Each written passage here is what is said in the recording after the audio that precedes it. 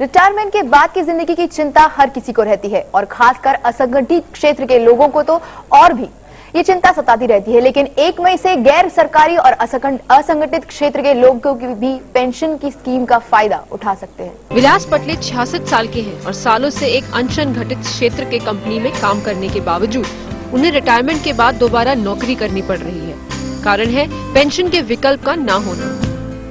Retirement के बाद पिछले 7 सालों से ये दवाई की दुकान में काम कर रहे हैं, लेकिन अब सरकार के पेंशन स्कीम के बारे में जानकर विकास खुश है कि अब कम से कम उनके जैसे लोगों को तो सरकारी पेंशन का फायदा मिल पाएगा।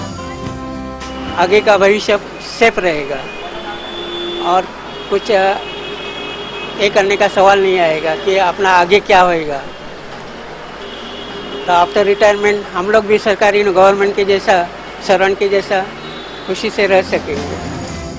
दरअसल 1 मई से ऑर्गेनाइज्ड और अनऑर्गेनाइज्ड सेक्टर नई पेंशन योजना न्यू पेंशन स्कीम के अंडर आ जाएंगे।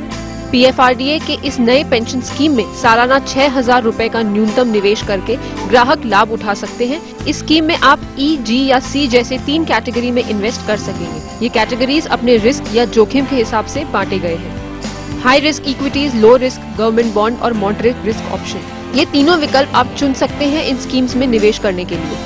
इस स्कीम में PFRDA द्वारा जारी एक फॉर्म के जरिए रजिस्टर किया जा सकेगा। नौकरी पेशा आदमी को मिल रहा था एम्प्लॉइज प्रोविडेंट फंड के जरिए, वो सिमिलर बेनिफिट अब एक व्यवसायी को भी मिलने लगेगा या उन लोगों को भी मिलने लगेगा जो आज छोटी छोटी दुकानों में या छोटे छोटे कमर्शियल एस्टेब्लिशमेंट्स में काम करते हैं और जो एम्प्लॉय प्रोविडेंट फंड से कवर्ड नहीं है।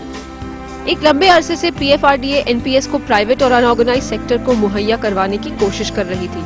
अब जब लंबे इंतजार के बाद PFRDA कामयाब हो गई है, तो इस स्कीम की जानकारी लोगों तक पहुंचने के लिए भी PFRDA को खासी मेहनत करनी होगी।